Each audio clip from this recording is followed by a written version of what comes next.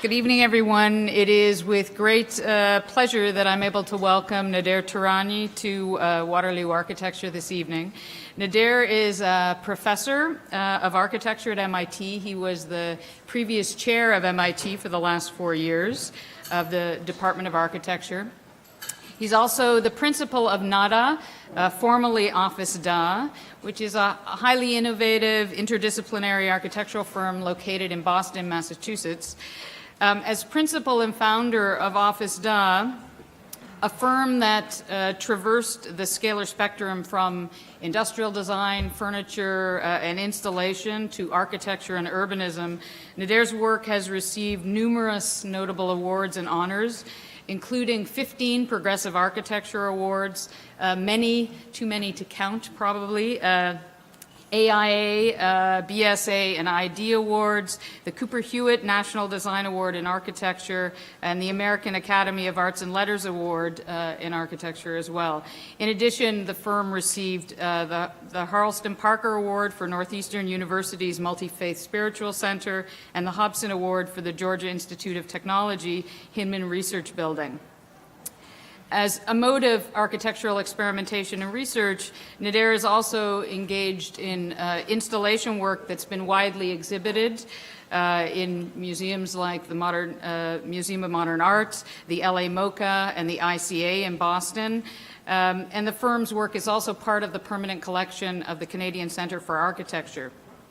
Most recently, Nader was ranked #1 in design from Architect Magazine's top 50 firms in the United States. And the work of the firm, which has always produced profound links between culture, space, technology, and materiality with extreme care and attention to detail, is really truly exemplary. And beyond his prolific design practice, Nader is also an educator. He has taught and lectured extensively, and he's a graduate of Rhode Island School of Design, the AA, and Harvard University. I think this evening his lecture is going to deal with a number of architectural schools and institutional buildings, and I'm very much looking forward to it. And I'm really happy that Nader, who spends most of his life in a plane going from place to place, and told me that he's going to be finishing a competition tonight after the lecture that's due tomorrow morning in his hotel room, just to give you an idea of his schedule, that he made time to come here. So please join me in welcoming Nader Tehrani.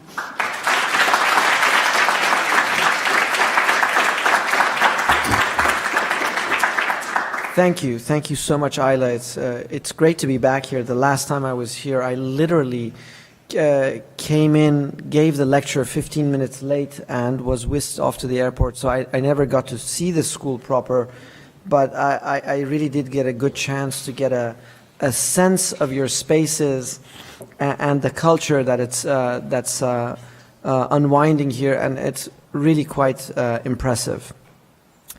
As Ayla said, the talk tonight is really about schools of architecture, and as I understand, you're about to embark on this journey of expanding your school, though not necessarily through an architectural expansion, but through other modes of design. And it just so happens that we quite accidentally came up across 3 competitions, and as accidentally and miraculously won all 3 of them. This now goes back about 5 years ago, 4 years ago, and they all happen to be architecture schools. They actually have nothing in common with each other, and obviously one brings one's own agenda to projects, and so there will be certain affinities, and I'll try to demonstrate that at the very end of the talk. But they also are happening in a moment in time when there's a profound change in modalities of education. And I'm interested very much in questioning or establishing, well, what are relationships between spaces and ways of teaching? I mean, isn't that what you and I should be asking each other and proposing to the world? And really, one of the things that we share in common, obviously, are distinct disciplinary traits, techniques, ways of manipulating material, form, space, essentially underlining architecture's agency to a vaster audience who doesn't understand design in the same way. Now, getting around issues of behaviorism, and I'm not here tonight advocating for a kind of determinism here, but there are things that spaces do. And so tonight, in part, will also be about that. But given the role that the internet has had over education and communication at large, there is a big question in the air right now, which is similar to that of some centuries ago when the book came into being, when the printing press came into being. And there was a radical shift, as documented by Victor Hugo, about the function of architecture. And by function here, I'm talking about the narrative function that, let's say, the church would have in documenting history or the story of life, as it were. And when the book came to the press, essentially, whether it was through the secularization of architecture or whether it opened itself up to other modalities of exchange, it did not kill architecture, but it shifted its platform, it shifted its agency. And so the question right now has been launched. This is a study now that we're doing at MIT, among other places. It's impacted us all and will certainly impact you, is with the internet. First of all, what is becoming apparent is the depletion of schools of thought in the strict sense of the word. When we went to school, there was a distinct sense that something happened at Cooper Union, and it was really focused on John Haydock, and being under his aura was really something. Those of us who were never there never understood it, but every time you meet somebody that is the product of that school, they kind of sort of emulate that beam, and we can never feel that. But clearly there was a distinct relationship between thinking and geography, or a locus. Now we don't have that anymore. We also don't have the kind of pyramidal structure whereby architectural knowledge is controlled through the Ivy League, distributed through a small series of journals, and then eventually arrive to Chile and Iran and China 15 years later when the ship has sailed. Right now we have a kind of flat territory whereby all of this information is exchanged, and the economy that has the most vibrancy may be able to manipulate that same information and knowledge in ways that it cannot be done in the very context that that knowledge is produced. So the kind of exchange we're seeing right now is quite extraordinary. All you need to do is to surf the internet and begin to understand that, you know, the PA awards are essentially irrelevant right now because of all of the other things that are happening, and the center of activity, you could say, is happening everywhere but where we are. So effectively, the democratization of knowledge is something that is quite extraordinary. What was the day just years ago, just a few years ago, of the masters has become completely horizontal. Think of the daughters and sons of Rem that rule the world now, all with their own bricks in hand. And now the granddaughters and grandsons are beginning to lead new schools. Think of Columbia just recently. So in a way, the dissemination and the vast network that is the result of digitization has effectively come to represent something that is not the end of the classical campus, but it gives it a new vocation in a similar way that Hugo articulated about the book. So the question now is, well, what is the function of place? And a lot of that has to do with experience. Consider, if you will, a moment what the function of education was just years ago. This is of early 20th century, 19th century, but in fact, the classrooms that I grew up in were not much different in this. But so too with this space comes a certain set of rituals. And we take those for granted, but in fact, we work differently now. I don't know how you work, but I'll tell you how people work in my office. They have two screens. On one screen, there's probably a Rhino model or an AutoCAD model, but below it or on the right screen, there's definitely a Facebook going on. There's definitely a TV series going on that they're, and there's definitely a website of some other architectural smut that they're looking up. The kind of multi-platformed ability to do many things at the same time is something that is irrepressible. And I genuinely understand that there are offices that disallow these kinds of things, but I also tend to think that in a way, if you really want to tease out the potential of certain media, at a minimum, you have to open yourself up and release the possibilities, which is what really then sets up relationship between education and space. Now, but some years ago, they did that at Exeter Academy, where they unwound the traditional model of education, top-down education, where somebody like me lectures to you, in lieu of what was called the Harkness table. And the principle was radical, was revolutionary at the time, though you may not find it so. But effectively, the notion was that education should be structured around the idea of discourse or debate. Around these tables, you see two generations of them, one more recent at Exeter and one historic when it was an all-male school. You cannot decipher where the teacher is at these tables, precisely because the idea of exchange, debate, challenge was central to the notion of the Harkness table. And indeed, out of this comes a culture of seminars, student presentations, and so forth. Along with this comes the classical curriculum that as students we always tend to take for granted. Well, you know, first year you've got to know the fundamentals or something like that. If you can't draw by hand, you're not allowed to draw by the computer or something like that, right?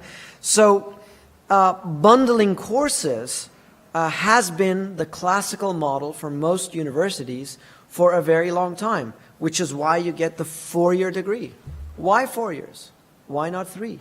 Why not 7? Why not 5? Who tells us exactly what is happening? And we've discovered in a way that if we begin to think of education more like the way in which we've shopped for TV series, downloaded books on Kindle, gotten our music, we can actually debundle education. Right. Back in the old days, when I was growing up, we would wait for Thursday night to see the $6 Million Man. Now I can just download it whenever I want to, right?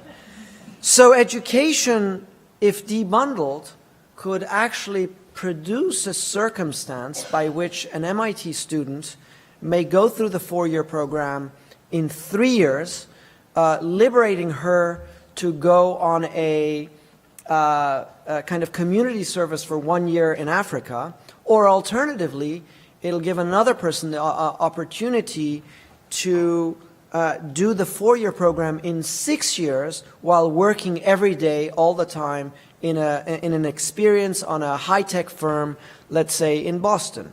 The debundling actually has a profound implication on the space of the school because, A, it recognizes that we don't work the same way, so that the space that we consume is not the same anyway.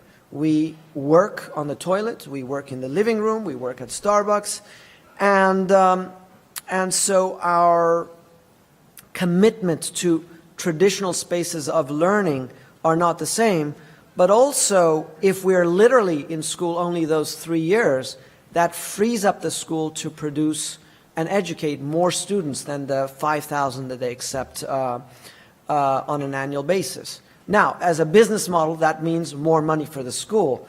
But in the broader picture, it also means that this is broadening the scope of education internationally. That means speaking to a larger audience, bringing more students in and educating them on multiple platforms, not just online, but in school, what we call residential education. So while one can multiply education through all of the kind of online connections we have, the question of the experience of school becomes all the more potent right now. It's not really what happens in class, because all of that stuff that you learn in class today, it's probably something you can download off the internet because the professor has uploaded all of that stuff, and if you miss the point that he or she was making in that lecture, you rewind and you just see it again. Then classroom time becomes about exchange, debate, collaboration, and a different kind of engagement with the student and the faculty body. Consider, if you will, also the role that space has on the context of a school. What you're looking at on the screen is Frank Gehry's Status Center. It's notoriously famous because of its form, obviously, if not the leaks and all of the other kind of havoc that is unleashed on the school. But what's above is actually not interesting.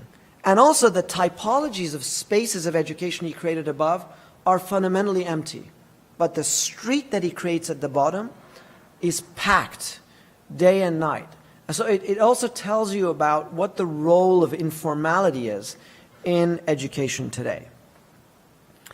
With that said, also, of course, there are many different modalities of education, and many people are talking about the role of design thinking in culture today. So much so that this is not about architecture schools. The business school has design thinking. You know, the School of Anthropology has design thinking. Everybody is developing all sorts of different courses around design thinking, whether you're talking about MOOCs or TEALs or Fab Labs, the Fab Lab spaces in IAC, or academic villages.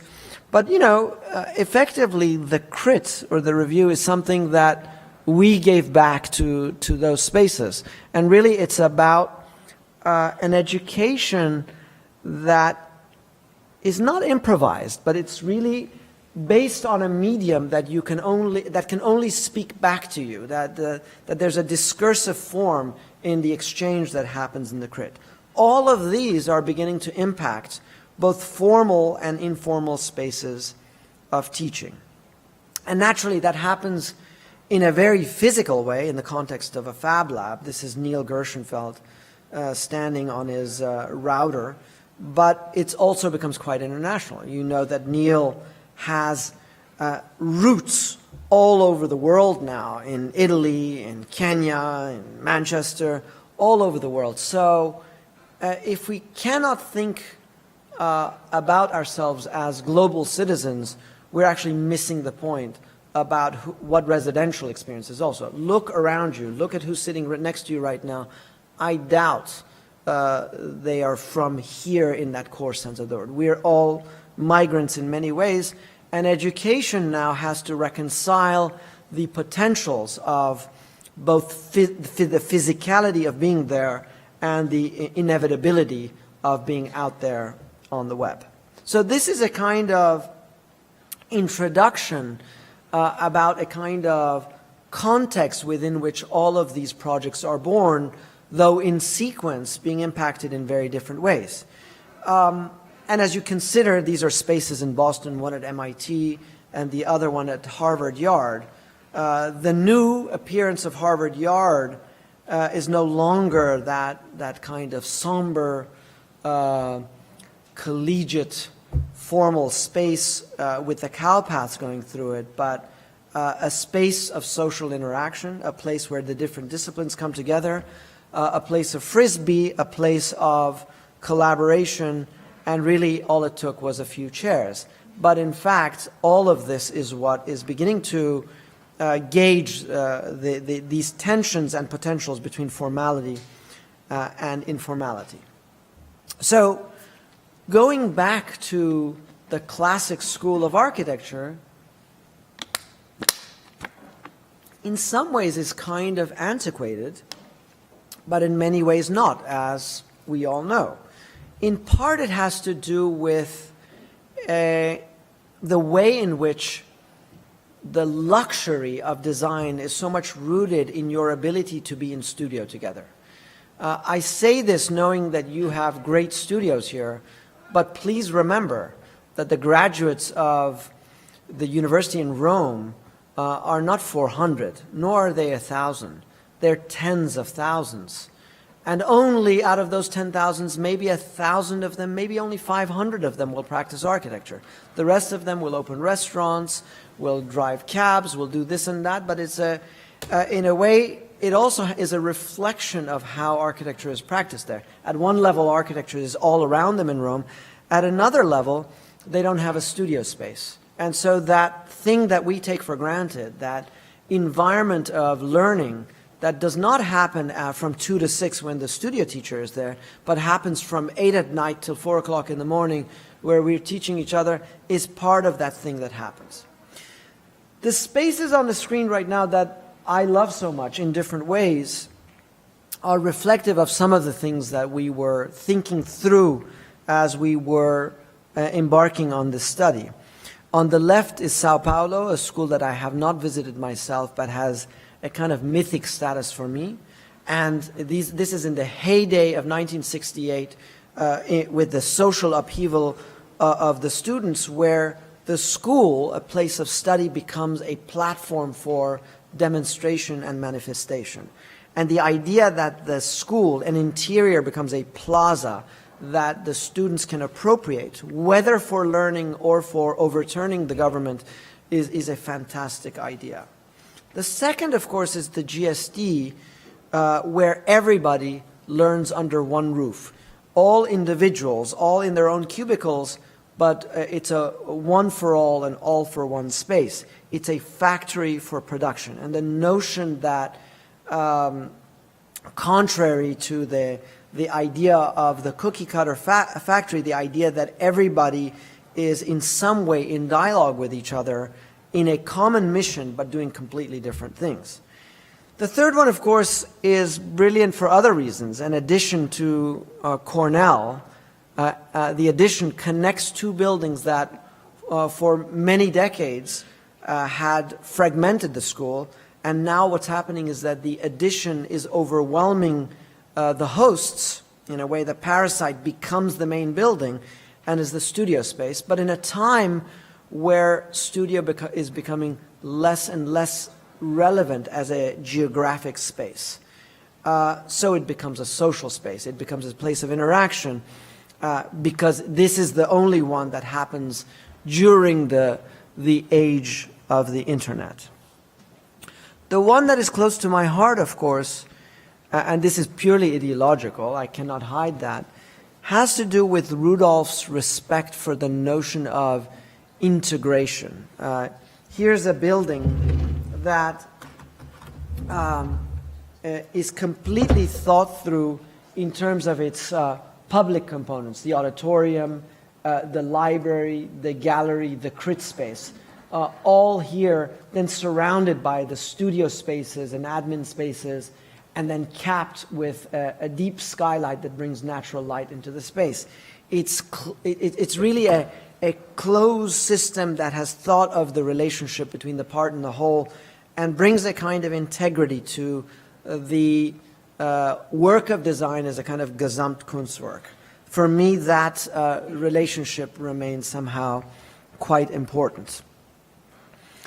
In the context of Georgia Tech, the first school that we were shortlisted for and won, in collaboration with LAS, a local firm there that helped and was central to the preservation of a great building by Heffernan, the Hinman Building, we inherited a site that at that time was the huge parking lot at the center of the campus that was about to be transformed into the main quad. The School of Architecture was in fact a great series of buildings, but the Hinman Building was a research facility with an incredible high bay, from the 1920s. And we were thinking about, two modes in which we've seen great canonical works that have dealt with problems of renovation, restoration, and addition. One of them, in the context of Scarpa, like Castelvecchio, establishes a kind of oppositional strategy where you articulate difference, and by producing a reveal between old and new, the integrity of the new is maintained while the integrity of history is also underscored. In the context of Venturi Scott Brown and the extension of the Tate, there's a more devious and playful extension of literally the classical orders and quite a manipulative act of extension. And this is a challenge that we had here, at once to do this, but also to do that. And it was a game of blending that we had to undertake. Now, the School of Architecture also was a multi-headed animal.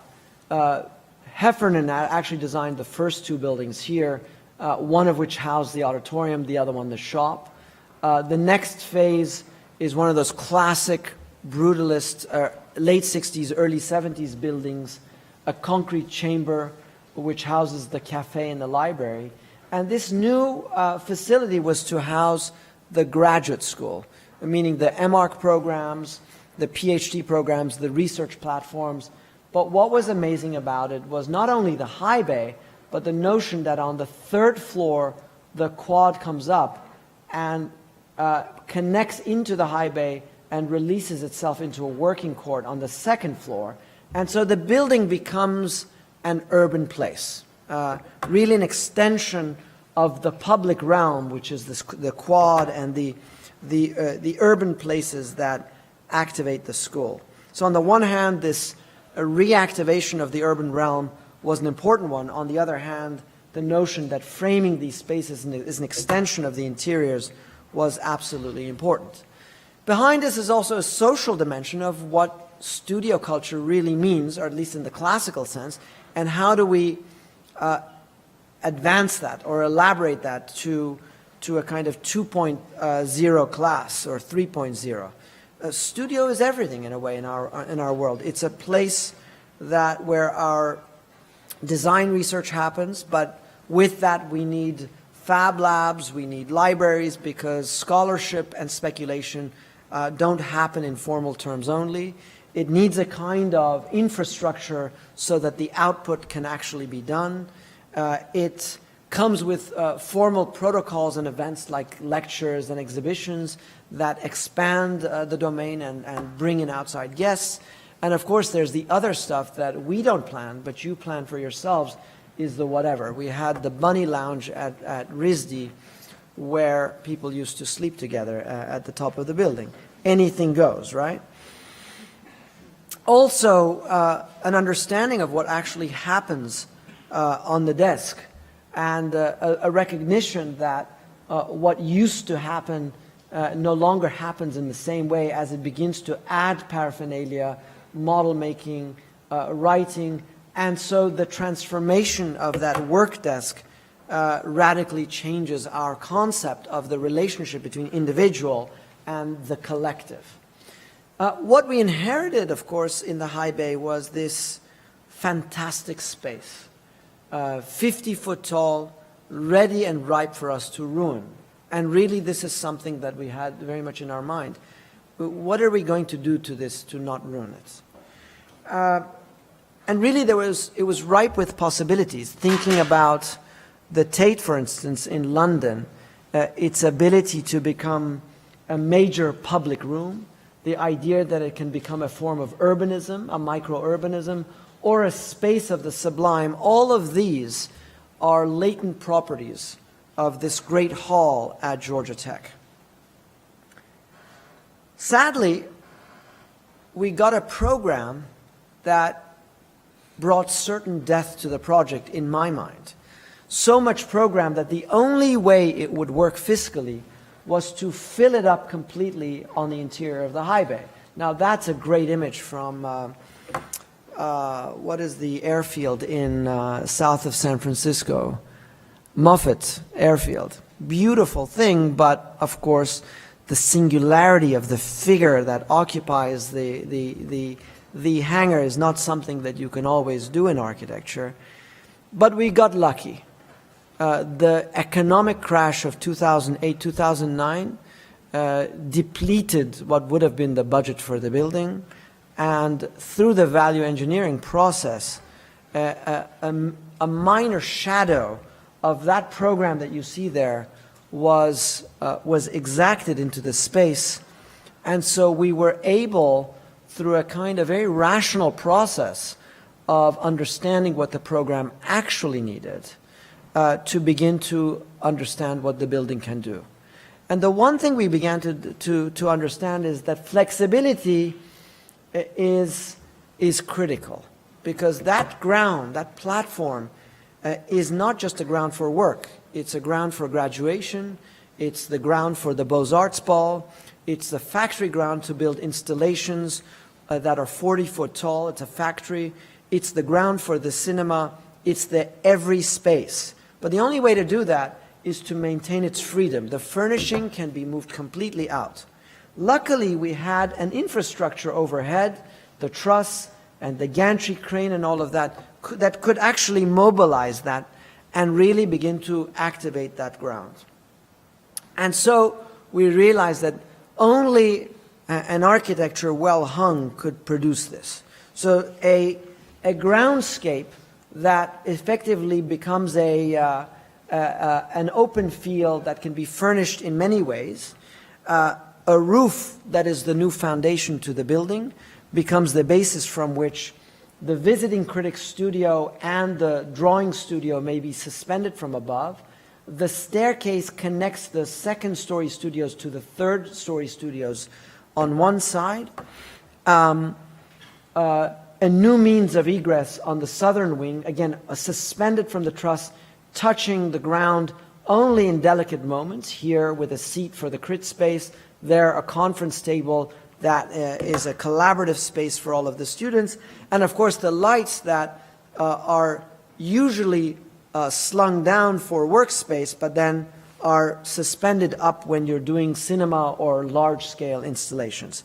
This is the building, effectively, that liberates the high bay to engage with the exhibition and the fab lab on one side, the computer labs and the PhD spaces, and effectively to begin to intermingle, commingle all of these cultures together on a horizontal axis. Then the question of architecture is in a way automatic. We don't really need to think about it.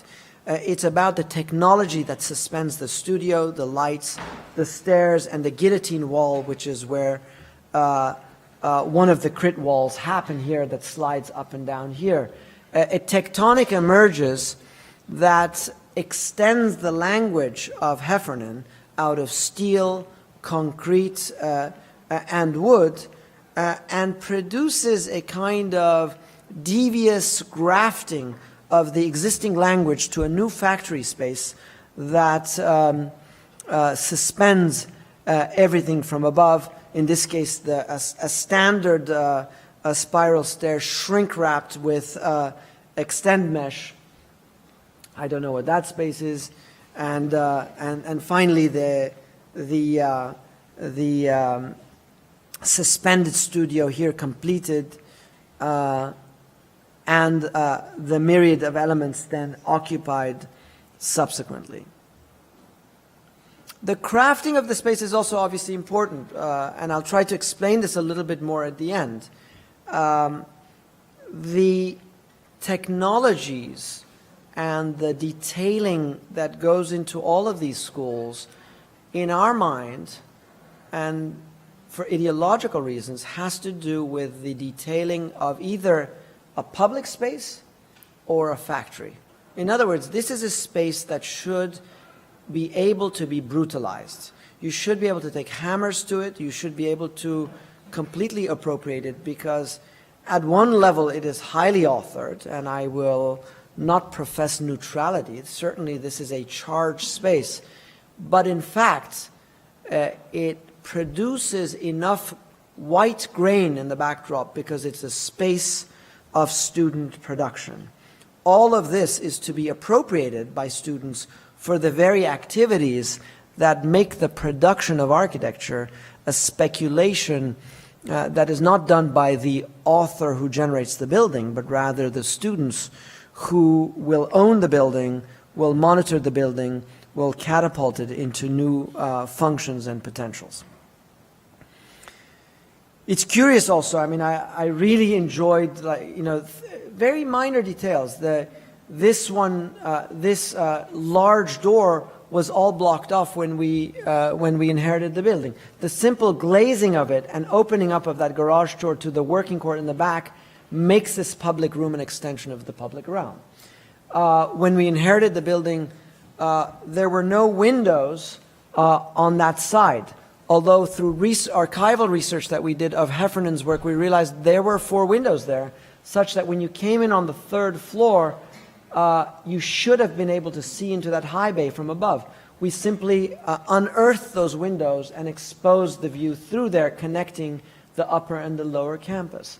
Small things like this became critical ways of activating the agency of that building within the campus.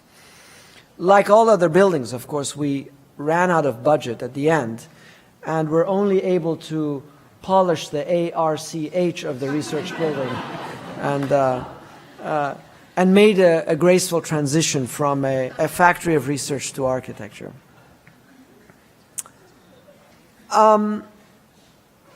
In the context of Melbourne, and this has been really a project of luxury for me. I was invited to give a lecture some 5-6 years ago in Melbourne, and it was a very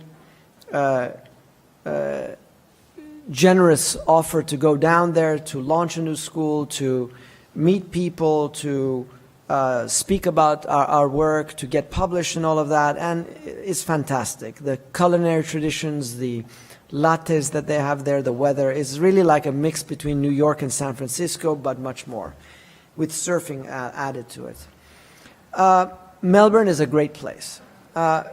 When in Melbourne, I got a great tour that gave me the opportunities to visit a range of works. ARM, McBride, Scott McBride, and John Wardle, a whole range of people. I discovered the work of John Wardle architects while I was down there through Melbourne Grammar School, an amazing building that was quite startling for me, because as I was looking at it, it looked like it could have been designed by me. And that's very, I felt that same feeling when I met Victor Lundy, who had done all of these kind of office die stuff, but in the 1950s. And you feel very small all of a sudden that all of the things you thought you were doing were innovative were done ages ago and much better. I don't know if you remember the symposium Harvard Out of the Box, but it was a symposium that brought the old-timers from the 1940s and 50s together with the young Turks and put us on stage together.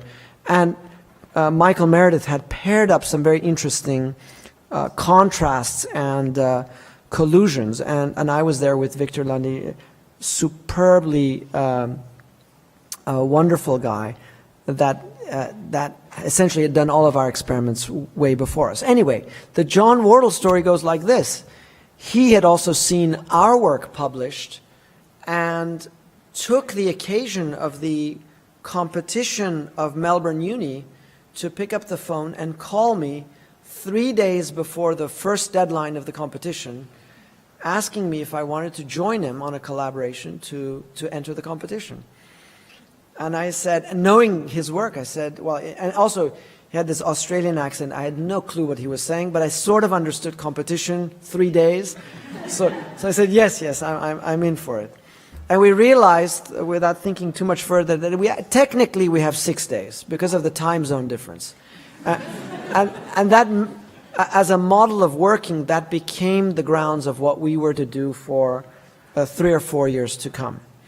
Believe it or not, yes, we did get shortlisted, and what was great about the competition is that they were looking for the next generation. So the people that would normally, the usual suspects from the Herzogs to the Fosters and the Omas, got in a way sidestepped for the next generation, of which we were part. And then finally the shortlist was 2 other collaborations, and it was us and John Wardle, and then Diller Scofidio with another local firm, but with a radical difference in approach. They'd done a great scheme, a great competition, but if you like, theirs was not so much a collaboration. In our case, John Wardle Architects is not our local firm. No, we actually work together from beginning to end. We designed together, we did CA together, and it was the result of a genuine productive friction between the 2 firms. Now, the building itself is on the site of the center of campus. That is what they call the concrete lawn, which is the center of where the administration is, the student center, and the architecture school in that prime real estate. You can't imagine a better place. Swanston Street is what connects it to downtown Melbourne, with all of the major arteries somehow coming into the site, but that means that the site has no back. Everything is a front, and that was quite a challenge. The School of Architecture is also the School of Landscape, the School of Urbanism, Building Construction, and part of the agenda of Tom Cavan, the dean, was to recognize that the design studio needs to play a bigger role in Melbourne Uni. There's a huge rivalry between RMIT, the design school, and Melbourne Uni, the kind of platform for research. And he wanted to kind of elaborate and open up the design, the question of what design is in the future through this school, but also to make a pedagogical building. A pedagogical building as a space of learning that produces a different kind of space for learning where interdisciplinarity is embraced, but also a building that has a didactic function. Imagine an audience of over 2,000 students and 100 faculty, all as your clients, your critics. The building needs to tell a narrative through its materiality, through its spaces. Masson Road essentially is the main connection urbanistically into the site, the vehicular one, and connects to its south elevation. Remember, south is north there. The Lizzie Murdoch building, that's the mother of Rupert, connecting through a new courtyard diagonally through something that it never enjoyed before, making it a more of an urban building. A deep building on both axes without the introduction of a center court would not be able to breathe, but connecting that back out into an existing alleyway and coffee bar on that corner. The services coming off the North Street here under the cantilevered canopy where the shops are, the Fab Labs. Here the space where all of the garage doors of the Fab Labs open up to a working court. And then, of course, finally, the reactivation of the concrete lawn to the building on the most civic space that brings it all together. A recognition also that the Georgian Court is a major activator of the understanding of the entire campus. So the building, in a way, extends the logic of those very courts into its interior. In a way, like Georgia Tech, we were simply drawing out of the latent property of that campus to create a new void in the interior that would become the space of interaction.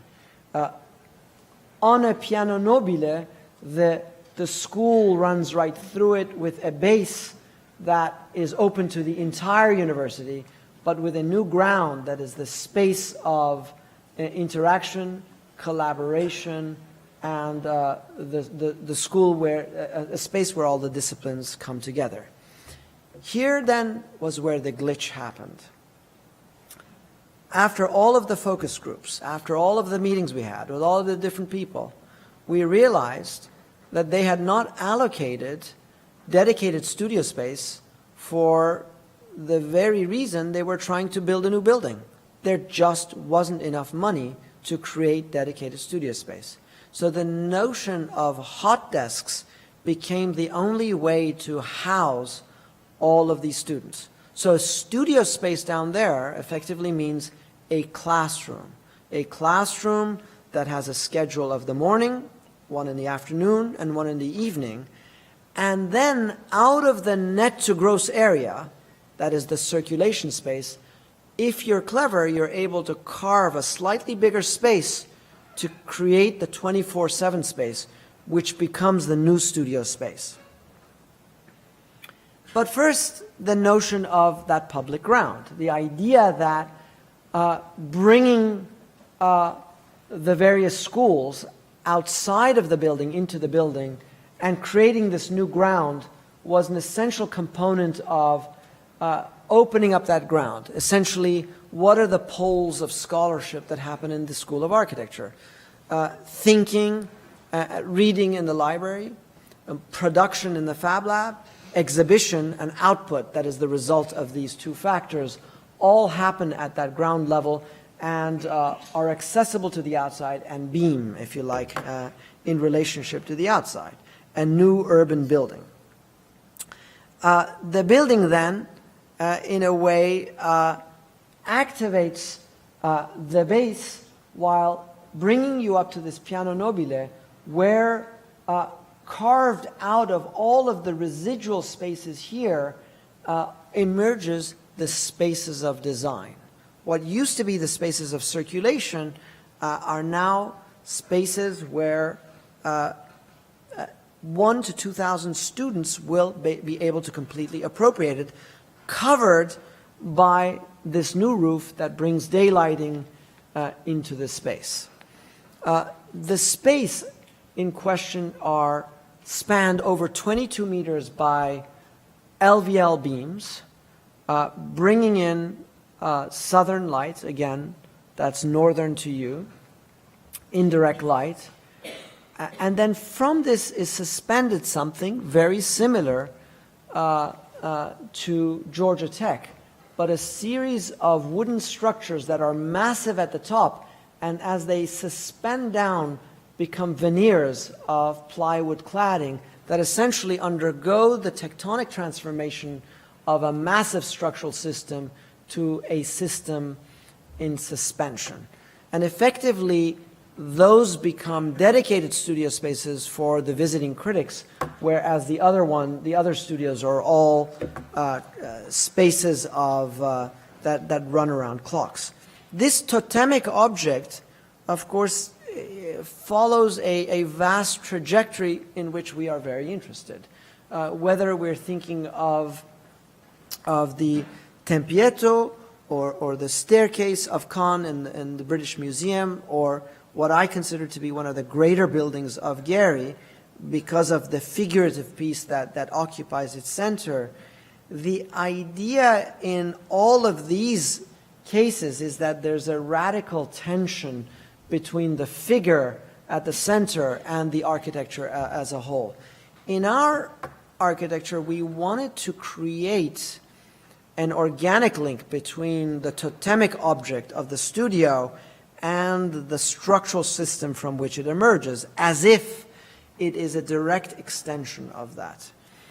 Located and anchored to give lateral stability to one side, it also takes on the position of a kind of contrapposta, rotating itself, while also opening up the ground for a myriad of possibilities for everyday space, for lectures, for crits, and a range of other activities.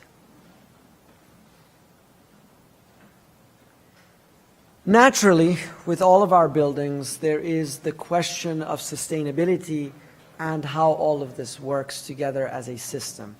Cross-laminated timber floors were a central part of its conception. The entire building is basically prefabricated offsite, even the concrete, precast concrete shell on the outside, a louvered system of corrugated zinc on the outside protecting from western, northern, and eastern sun, and environmental systems that try to activate the building through the salvaging of water, through natural ventilation. Again, the weather there is fantastic, so you can really do things that you probably cannot do as easily here. But having dual systems so that both through mechanical functions and natural functions, you get to a building that is controllable and customizable in relationship to what its audience can do with it. The building then is organized in a kind of onion from the core wood, and then around that the cross-laminated timber, the precast, the next layer, and finally the louvers, becomes in a way a delamination of how a building operates. The wooden systems effectively are fabricated offsite as a shell.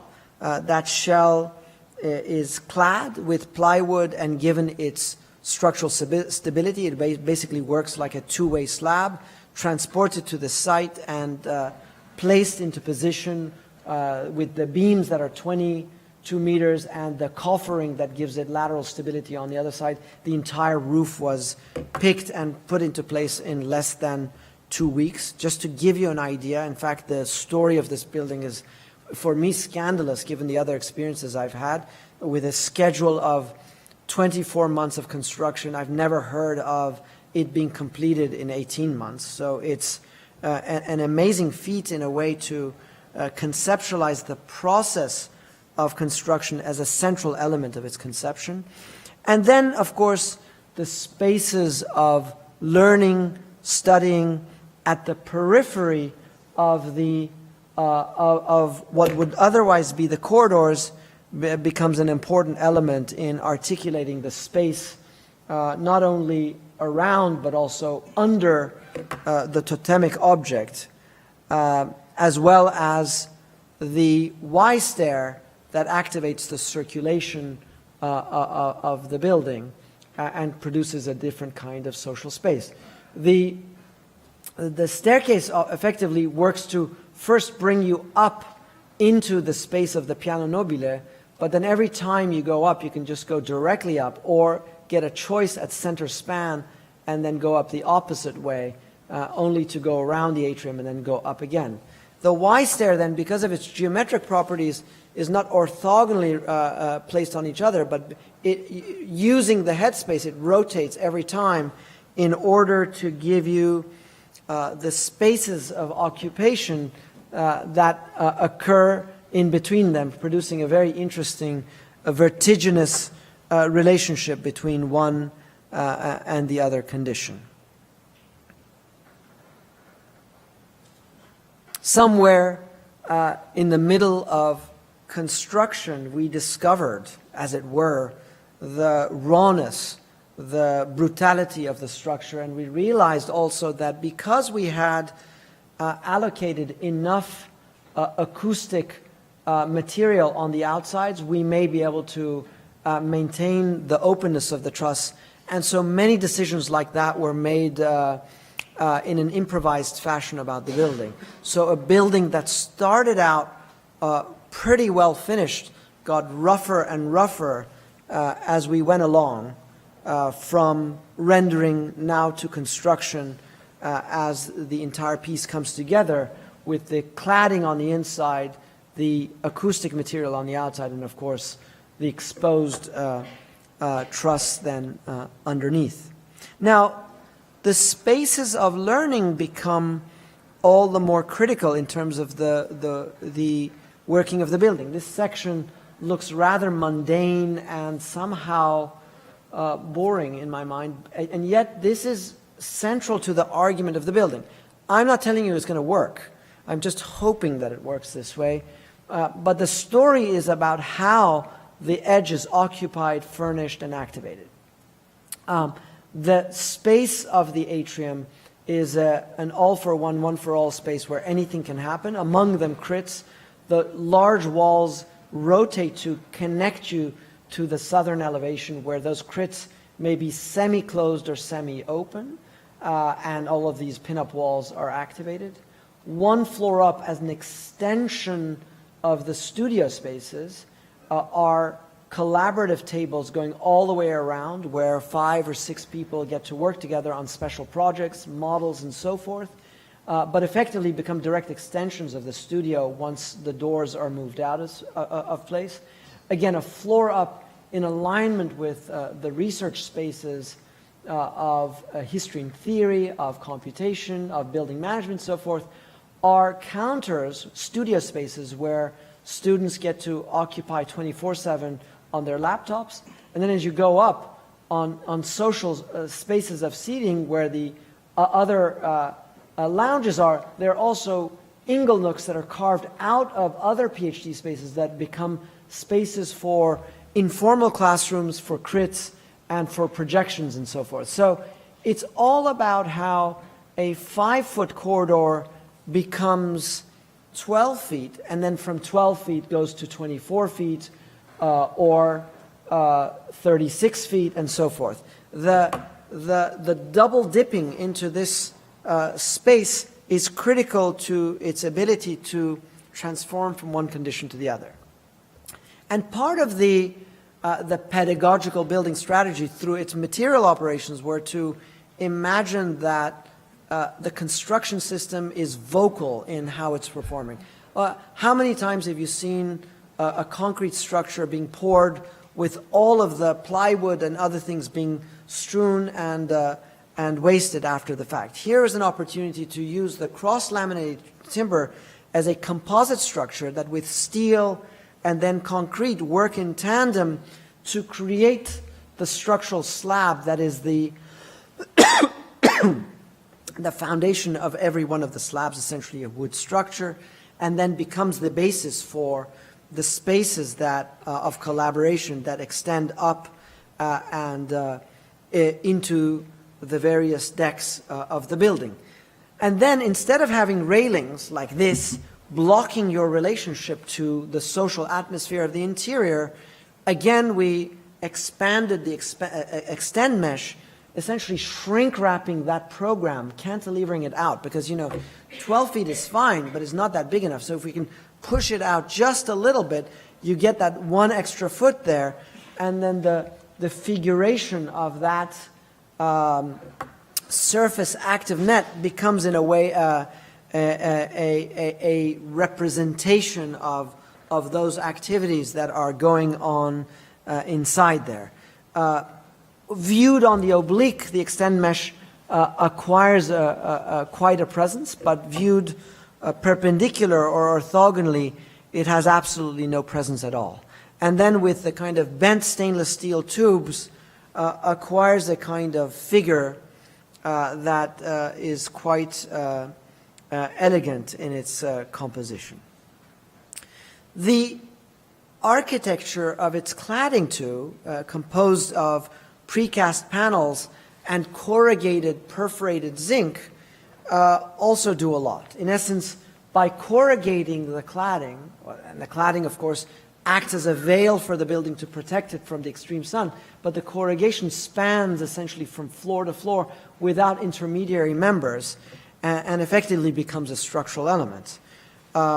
Getting more and more perforated at where areas of areas of visibility, and getting more solid where you need protection from the sun.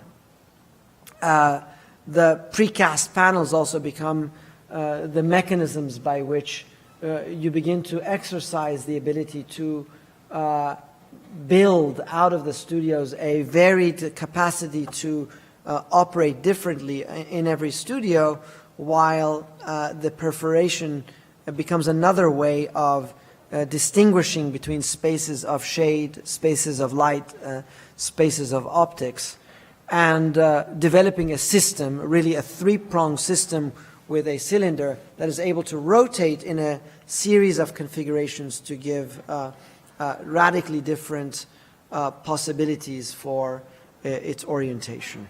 The precast panels, another one of those things that is quite extraordinary in Australia. In fact, you too have a very active precast industry, something we don't have in the States. But effectively, all of this precast arrived to the site very late in the game and was essentially assembled. This facade was assembled in less than a month, and the landscape put in really at that last moment. You see the urban moment where the landscape meets the Masson Road here, the heaving of the library below with the connection to the library, and the studio spaces opening back up into Masson Road with the studios above. And then finally, of course, the connection to the concrete lawn with the one element that was the kind of surrealist fish in the equation. Three of the competitors had gotten rid of the Joseph Reed facade, and probably for good reasons, but we did not. The Joseph Reed facade came from a bank building in downtown Melbourne some 50 years ago and was reassembled on this site for its heritage status. And by now it has a new heritage status precisely because it was there. You had to work with it. The problem was that the previous building that occupied this site established no relationship with its urban connection to the concrete lawn, had floor slabs in the middle of those windows, and effectively did not activate it.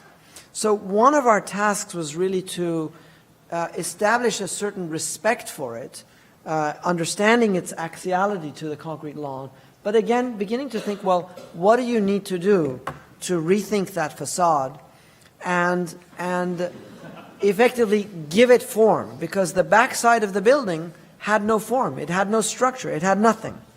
So part of our task was to analyze it. And in fact, it's quite a beautiful facade, has quite a depth to it. And understanding that depth, we realized that that depth had been cut into a veneer, a non-structural veneer, for which we needed to add structure. Understanding that structure to add a new picture plane that documents the very windows that we want to penetrate for access on the ground level, for light and illumination, but also possibly for occupation. And just like the totemic object that hangs from above, we thought the Joseph Reed facade could become a sponsor for a lounge that is erected from that facade and connected back into the building, the results of which are effectively a mediation, a negotiation between the geometries of the window and the cantilever that ensues on the interior of the building, and of course getting a connection back onto the exhibit space that is in place now. The structural system is actually quite crude and begins to get clad and then sponsors a plaster system of ruled surfaces that relinks itself back into the circulation system of the building with a conference table and room that connect to two different windows on either side. You're looking, all of these are fresh images. I apologize for not having all of it here, but it's literally just completed. Which brings us to the final project and a more local circumstance that you are all probably most aware of, and that is the School of Architecture at the University of Toronto.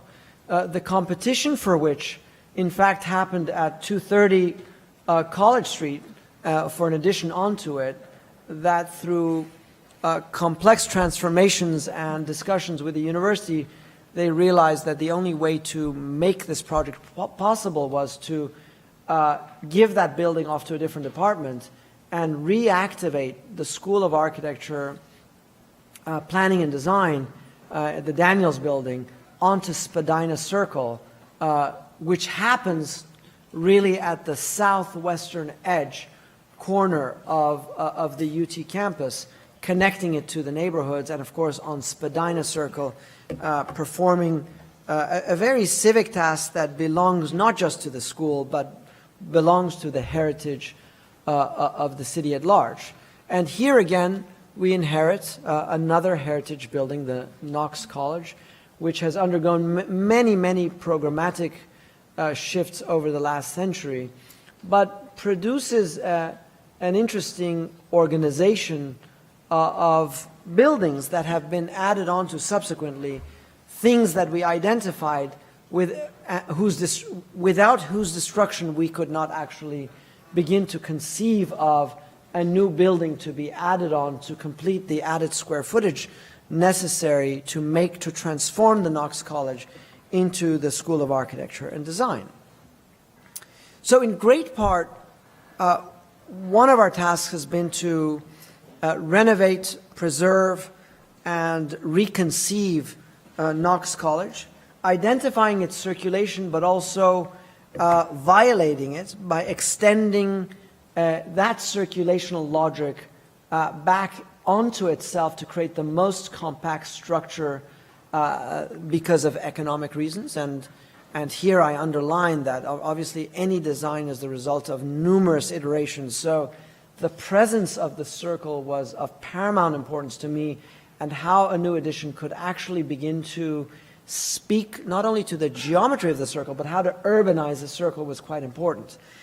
But the bottom line always wins. So the notion of compactness, the minimization of skin, was absolutely critical.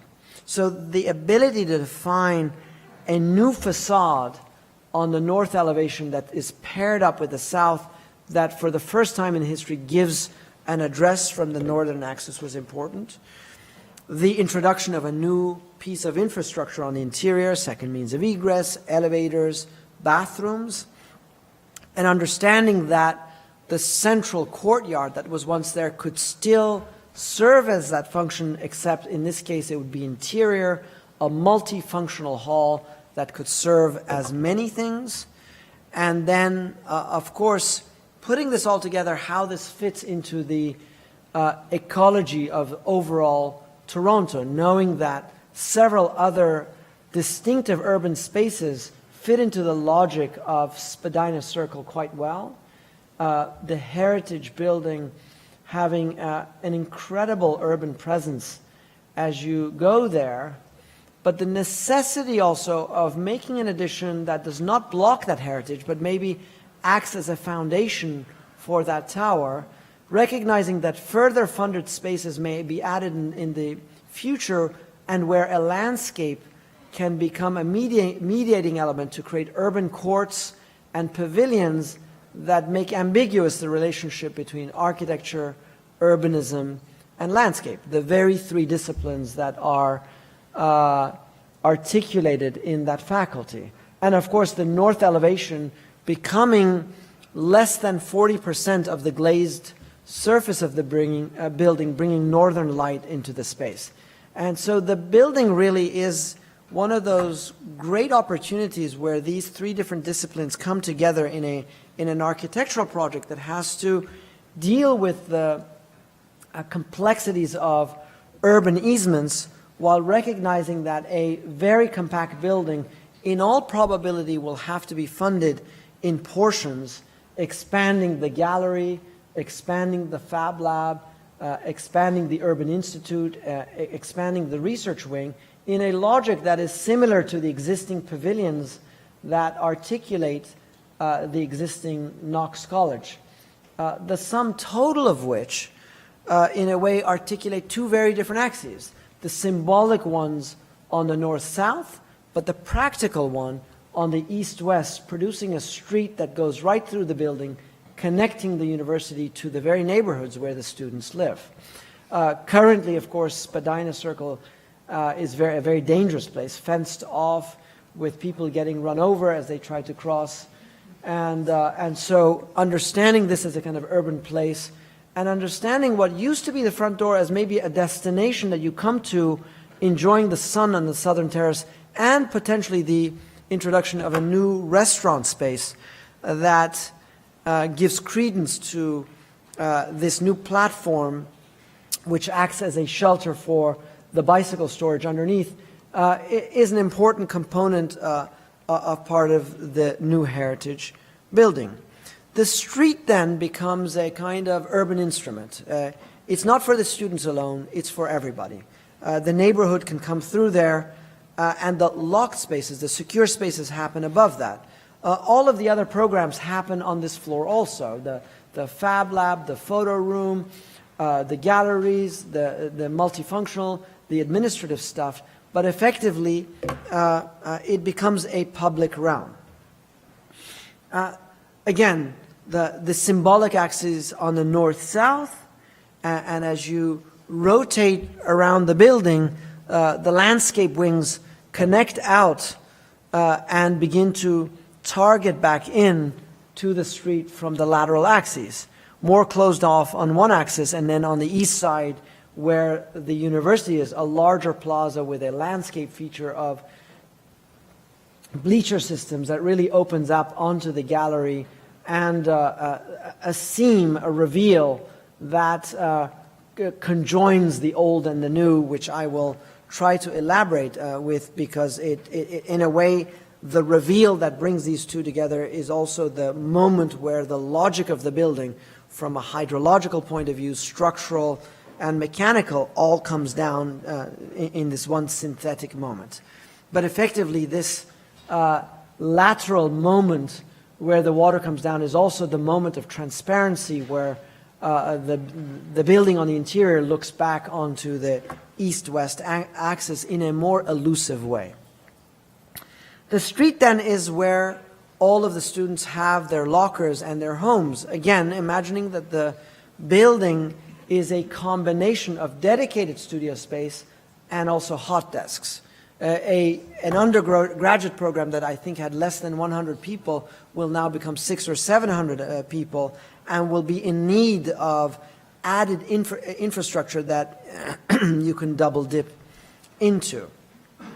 The space of the street connects you to the northern axis, and you keep borrowing light in areas of a mat building which would normally not have any, and then connect back to the lecture and the multifunctional hall that acts that is at the core of the building, using saddlebag spaces such as a new social space and a crit space to bring northern light really down into the core, and there's other crit spaces that saddlebag bringing light from the southern side.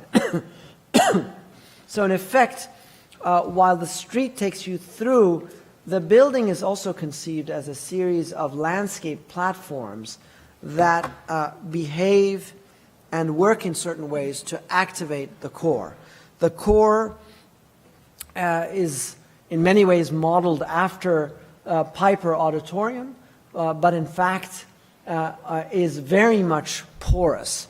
When there's large lectures that have residual audiences, they participate in the crit rooms, in the social spaces, in the other lounges that really double the size of that multifunctional space. These spaces look into it, and when there's no activity, it is effectively the plaza of the school where large events and other things get to happen. And so it's a central part of the social transparency of the school, connecting the studio spaces above right down into this luminous hall that is at once insular when you need it to be, because all of those spaces can get closed off, but also quite operable on the everyday basis.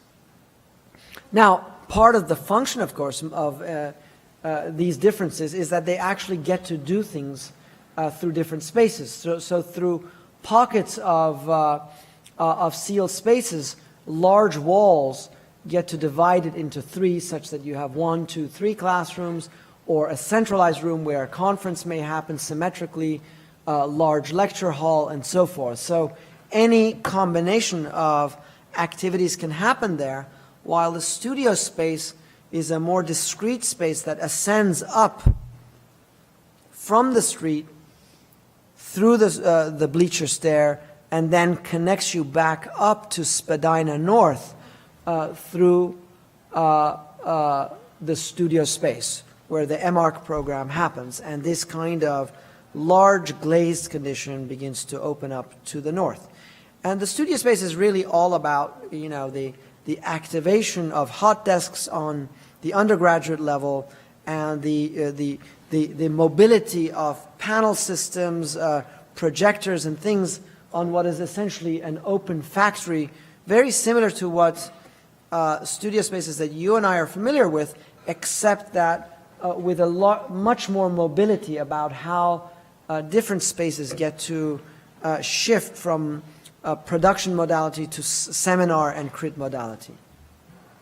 Now, what brings all of this together, in my mind, is a very special moment which caps the building. Whereas all of the structural systems extend up onto this plate here, one of the things that makes the flexibility of the studio space is the fact that it wanted no columns.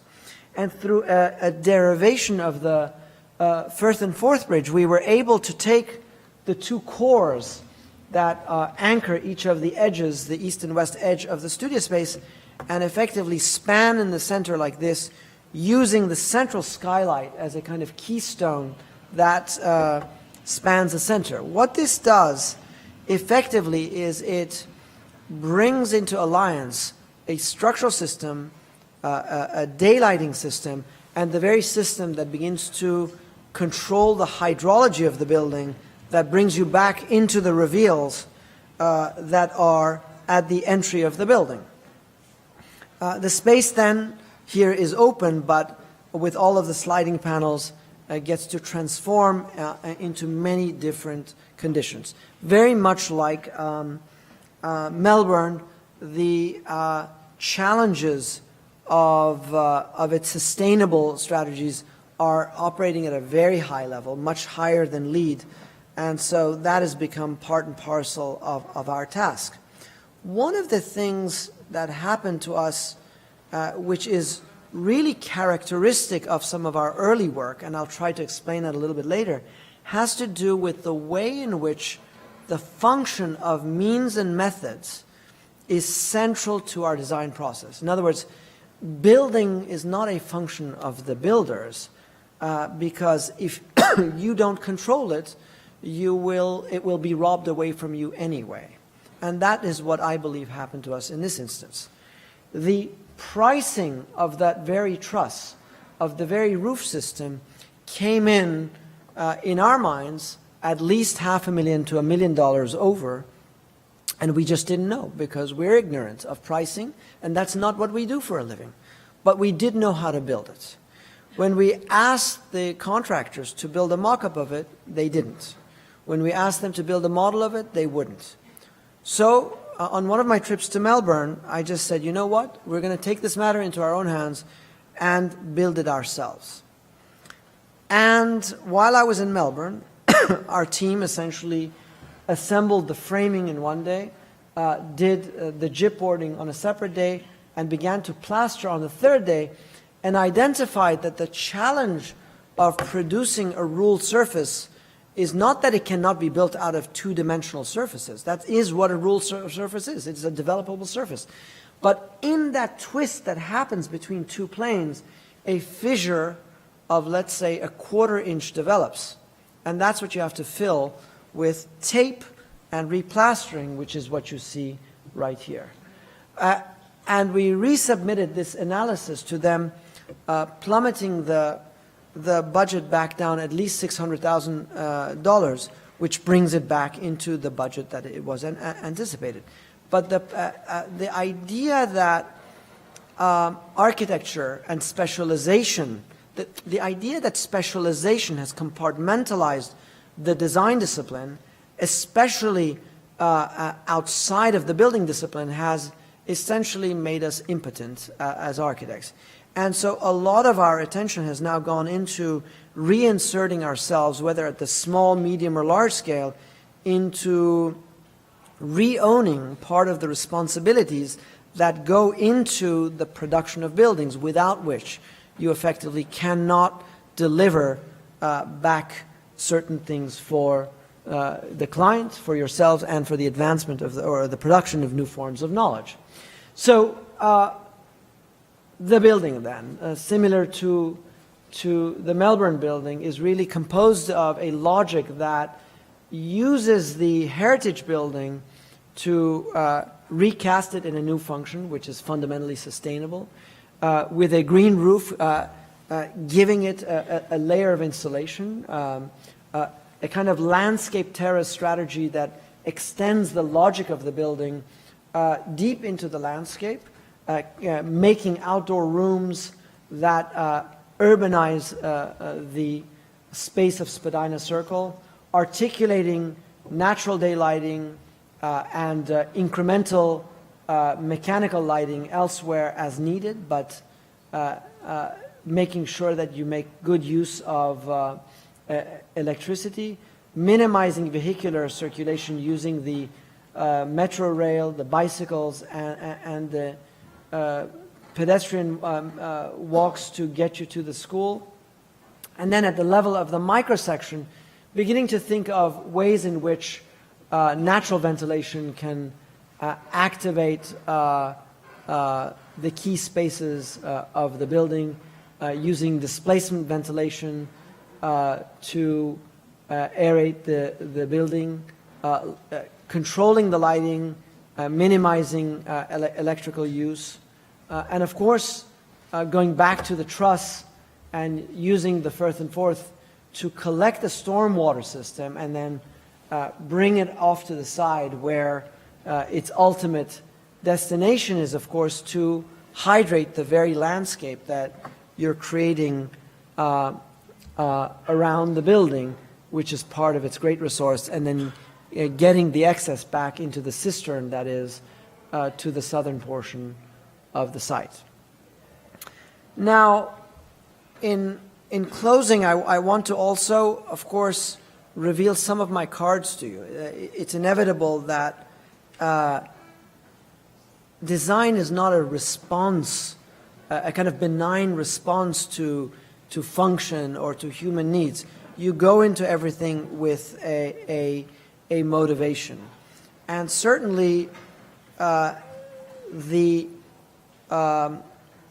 function of figuration has had a historical presence within our education, certainly within the ideal city, and lest you think that that has gone absent, even in those cases where notions of the diagram or the partie are becoming indexical, they're very much there as a motivated discipline. Contrary to many of the sort of figurationists, much of our work emerges from a configurative practice that looks at the part often before it gets to the function of the whole. So the understanding of material systems and construction processes are very much at the root of how we begin our research, not necessarily marrying ourselves to form, but rather to the configuration of parts. And of course, understanding that means that you understand also that different parts produce different typologies, whether they're big boxes or the trailer. Most of any of our buildings will start with a material understanding of a certain condition. Corrugation does things that other things do not do. We know that corrugation is structurally rigid on one axis, like I've shown in Melbourne, but completely malleable on the other, such that in the Weston house, it has the ability to produce a depth in the skin that creates an awning to connect the living room to the garden. But therein lies another narrative that is so central to architecture, that in architecture, drawing is not an illustrative or a pictorial act. It is already the beginning of an act of construction.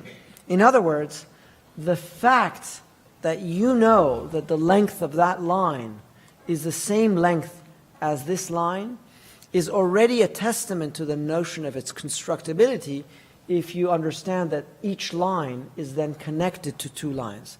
That you can test it, but in a way it's part of the potential of bridging the gap between representation and simulation that drawing is already building.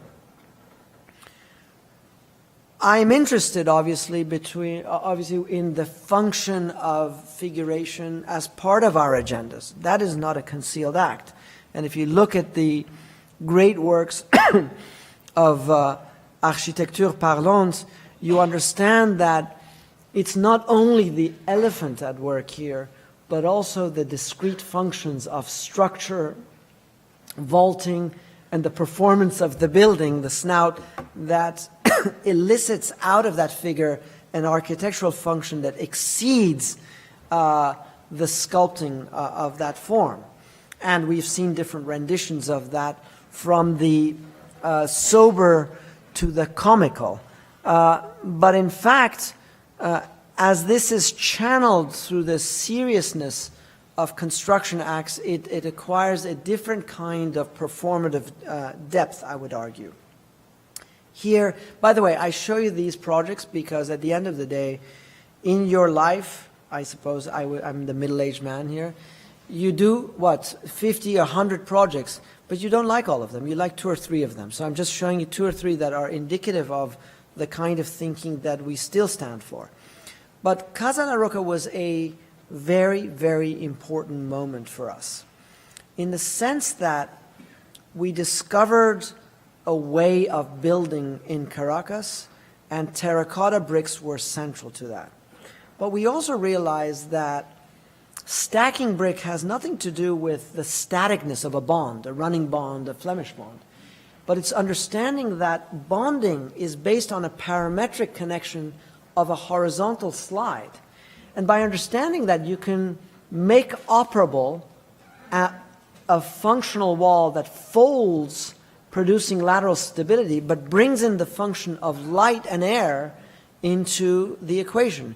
This is a wall that is at once about structure, about illumination, and about the breathing of an environment behind that. And the idea of introducing the discipline of stacking as the basis for the launching of that idea was very important. Much like leverance, we do not cut any brick on the fold. It is part of its function. There are some bricks, obviously, that you cut at this point, but the seams are the basis for architectural action. And much like the other house, the corrugated house, it derives its logic on a ruled surface, in this case, corbelled brick by brick. But here's an argument that the shaping of buildings, the figuration of the curtain here, is the result of a resonance with architectural performance in a deeper way. If you think that I'm innocent, absolutely not. I am a classic subject of the 70s and 80s, where questions of semantics and the production of meaning were central to the equation. But so too with that came a logic of post-structuralism, that meaning is not held in a centralized way in an object. Actually, meaning is released through interpretation. And so much like we read the figure as a hat or as the elephant in the process of digestion, it can release multiple other meanings. And much of our work is anticipatory. It is not rooted in a certain idea about centered meaning, but also that all of this is then rooted in a relationship of, if you like, typological iteration, if you like, parametrics, the idea that the figure releases multiple variations of how it works. All of these examples I'm showing at the end, of course, and is not accidental, have something to do with the catalytic nature of structure. The corrugation, the stacked brick, and then we end, of course, with Toyo Ito's TODS, a project that first I had not seen in person, but seen in publications, and was completely fascinated at how it performs structurally. But also, of course, you know and I know by now that my interest was in the figurative relationship between the structure and the trees in the front. But of course, once I studied it and finally visited it, I realized that in fact the organization of the building is just what it is. It's a skin clad onto what is otherwise a classical modern round plan. Bringing it back into a discursive relationship with something that's closer to Venturi's duck or decorated shed rather than what I thought it should do. So I used it as an occasion. Having just been shortlisted for a very important project at the American University of Beirut against other little folks like myself, you know, Hashim Sarkis and Mayan, even Vincent James, with Zaha Hadid, who, by the way, is an alumna of the school. So having calculated the politics of the outcome, I said, here's an opportunity where you don't have to win. The only way to win is to advance what it is that you're doing. And in fact, this is what we did. Knowing that the site was in the center of campus, but in a bosque of trees, the end of the forest, our project was to be behind a layer of palm, a layer of cedar, and amongst ficus trees. We knew from the beginning, before we started, that we wanted the building to speak to the arboreal logic of the forest, and certainly not to the architectural heritage or the urban heritage of these buildings. It was about dissolution. We also knew how to do that. We realized that through the logic of a hexagon, we can truncate it to a triangle to produce different columns. We knew that that could produce a pilotis. We knew that by rotating it, it could transfer structural logics from one floor to another or become just a generic wall. And knowing that the site being tight could not release everything on one floor because of the trees around it, we had to stack in asymmetrical ways. So we also knew that we had to spatialize that column to create space, to transfer the load somewhere in the middle, and naturally lighten up the structure as you get to the top. So the transition, what we did here is essentially we developed a tectonic logic to complete Ito's project. Subsequent to that, we developed a way of reinterpreting the modern building as a neutral orthogonal frame. Well, what is it we always do? When we have an auditorium, we need a transfer beam to span larger spans. When we do a cantilever, we need a back span. If you have an auditorium, well, you have to slope the floor and it acquires a different capacity of framing. Or when you get to the top of the building, you lighten up the structure. The sum total of which establishes a structural logic that in a way begins to materialize the tensions between structure, skin, program, and space, such that the floors of this building are no longer in mere spanning compression. They are in tension and compression because they're horizontal diaphragms. And so the building then effectively becomes the result of an integrative process where the conflicts of programming, circulation, and the iconography of the building come into a kind of head-on collision. Here then is a process whereby the configurative process of putting the nest together comes hand in hand with the idea of making just a bowl. Imagine a bowl cast in concrete and then later polished is still made up of aggregates, even though the signs of construction have been erased. Now, all of this points to two historical trajectories that I have always been interested in, but that have never been brought together in a kind of single practice. On the one hand, a classical tradition that appreciates the organic relationship between part and whole. I learned this very late in my educational career, for whatever reason, that how actually the classical language works, and how, in a way, the triglyphs are the petrification, the indexing of the spanning of wood members in stone, which makes it completely unreasonable that they turn the corner, because either that means that these are totally meaningless, or it exposes the narrative of representation as the fundamental principle of architecture in the first place, such that structure is doing nothing, actually. The entire structure there is to support the narrative. And that, to me, puts into focus the importance of language as the basis of an architectural exploration. Here you see Bramante at Santa Maria della Pace in the engulfing of the classical orders. Did they forget to displace the orders when they got to the corner? Humor or heresy, but all of this interests me. But imagine different modalities. The empirical process of experimentation, structural and otherwise, by people like Gaudí, that become the foundations for vaulting systems and different kind of spatial formats.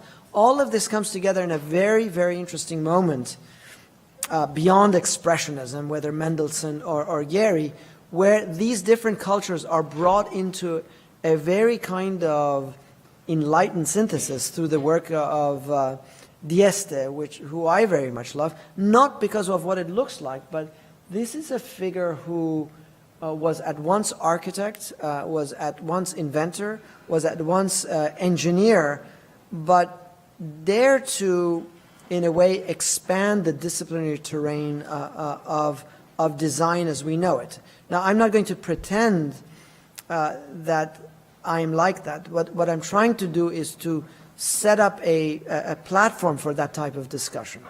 Thank you very much.